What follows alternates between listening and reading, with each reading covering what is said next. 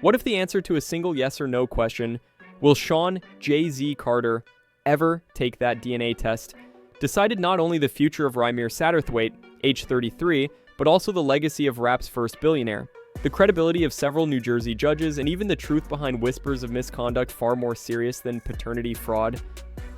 On July 14, 2025, a federal judge swept aside 12 years of stalled motions and quietly unlocked round 2 of Satterthwaite v. Carter, ruling that Rymir's new complaint states a plausible claim and may proceed to discovery.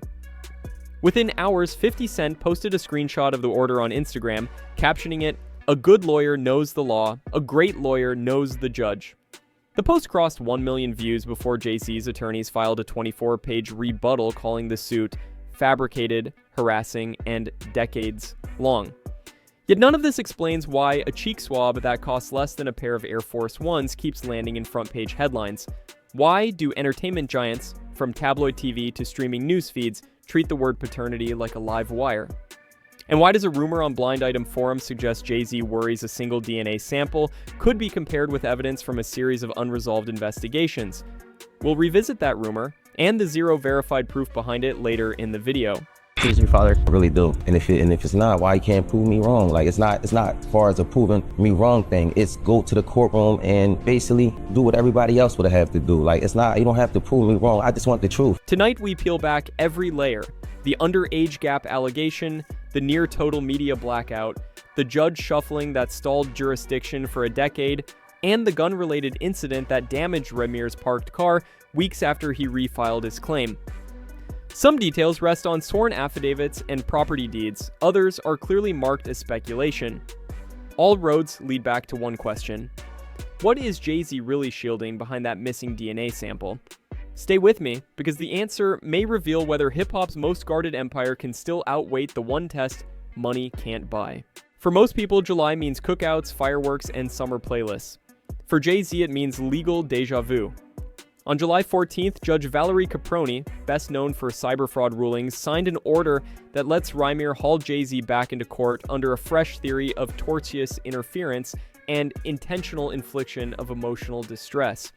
Jay-Z's camp immediately filed a motion to dismiss, calling the suit the latest volley in a decades-long campaign and attaching a 2011 consent order they say should have ended the matter forever.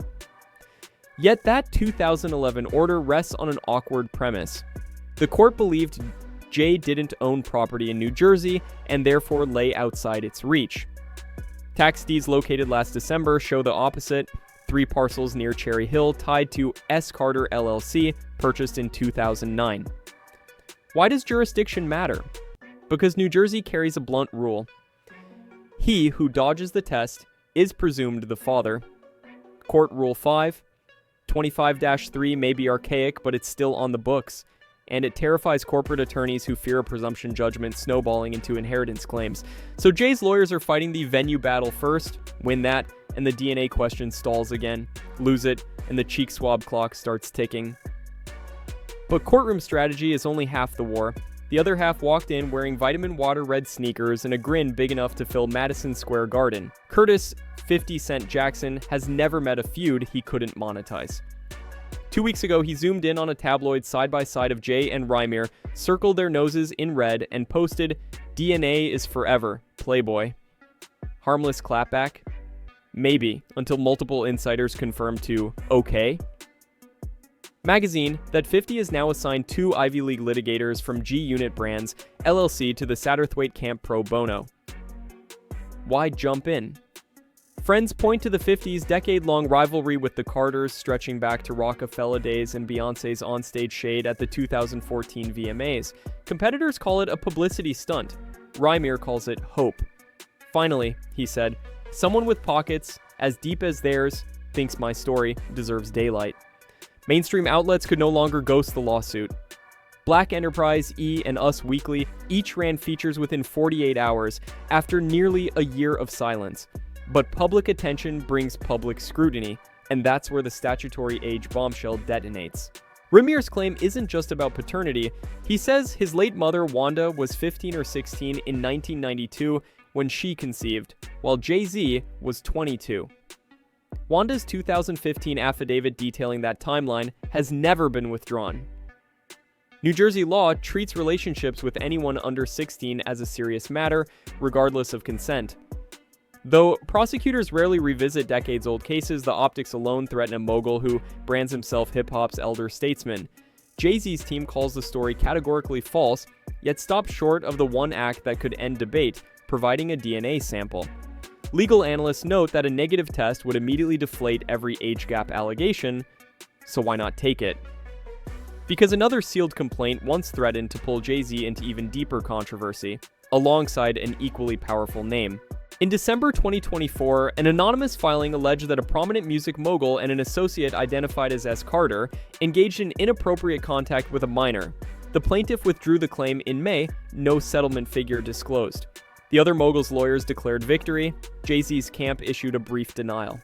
Attorney Tony Busby, representing the plaintiff, later told a Houston radio station that private investigators linked to the Carters appeared outside his client's home. Jay-Z sued Busby for defamation, but on January 8, 2025, a federal judge dismissed the countersuit, noting the high bar public figures must clear. The outcome reignited talk that Jay-Z's real legal risk may stem from perceived patterns, not a single paternity dispute. If that sounds like conspiracy fodder, watch how swiftly certain outlets erased any trace of the story. Type Satterthwaite Jay-Z into TMZ, Shade Room, or Complex, and you'll get a brief 2015 blurb, then radio silence. Compare that to their 24-hour coverage of, say, B-list divorces or viral slaps. Former TMZ staffer Jasmine Ortega told podcast Page Not Found that Beyoncé's Parkwood Entertainment negotiates exclusivity clauses whenever it supplies backstage access, no negative Carter's content, or the velvet rope vanishes. Ortega provided no contract copy, so treat this as unverified. Even YouTube's trending tab lagged behind.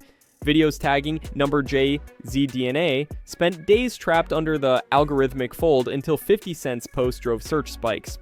Influencer analytics tool Verimetrics recorded a 600% jump in Jay's DNA test queries within 24 hours of 50's meme. Yet behind the screen glare, real-world pressure was piling up, sometimes at gunpoint.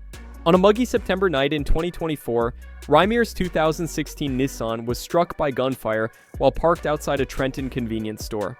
Police confirmed the incident and reported no injuries. No suspects were named. Weeks later, Guardian doctor Lily Coley described 4 a.m. door-pounding and tire tracks across her lawn. Whether coincidence or intimidation, these events fueled Rymir's next move. A civil rights suit alleging that 6 New Jersey judges collaborated with Jay-Z by accepting outdated claims that he owned no New Jersey property. Chain of title records now link S. Carter LLC to multiple Camden County parcels. Jay-Z's response: complete denial and a motion for sanctions against what his team brands vexatious filings. One footnote in Jay-Z's filing drew notice. He disputes whether the deeds establish residence, not whether they exist. Just when observers thought the narrative had maxed out its twists, online gossip circles added one more. On July 12, 2025, the Politics Is Pop account resurfaced a blind item suggesting Jay-Z fears a DNA sample could link him to a series of unresolved incidents. The post cited no jurisdictions, no case numbers, only speculation amplified by TikTok loops. To date, no law enforcement agency has requested Jay-Z's DNA for any open investigation. An NYPD spokesperson told Gothamist the department has made no such submission or request. Still, the rumor spreads. Silence creates emptiness, and emptiness invites theories. Each new claim raises the perceived cost of that cheek swab, which leads back to the man in the eye of the storm, and his promise to accept whatever truth the test reveals. I'll apologize on live TV if I'm wrong, Rymir told E! in May. I don't want your money. I just want my truth. 5 times since 2014 he's filed motions. 5 times judges punted on the merits. Yet none dismissed with prejudice, the legal equivalent of case closed.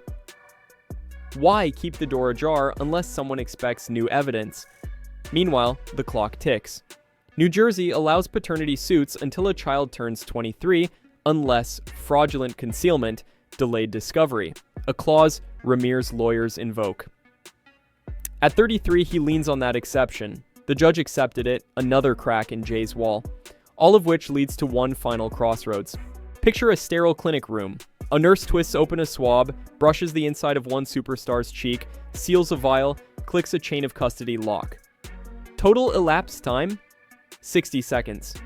If the result comes back negative, headlines fold overnight. The statutory age allegation collapses.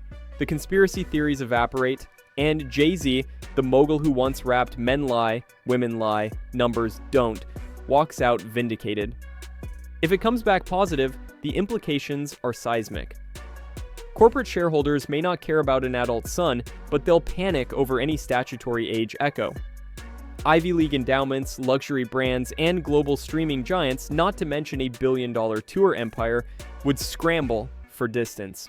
Laws once thought expired could be reopened under tolling provisions, and Beyoncé's well-oiled reputation machine would face its first true crisis. Either path costs less than the monthly interest on a Hamptons mortgage, yet the fork remains untaken, which leaves an entire culture replaying the same refrain. What's he really hiding?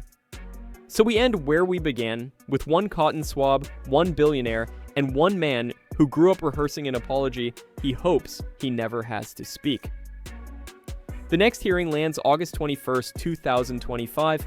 Until then, remember, in a world run by contracts and cosigns, sometimes the smallest piece of evidence carries the heaviest weight. Will truth finally trump influence, or will silence keep its crown? Subscribe to stay tuned about every celebrity gossip.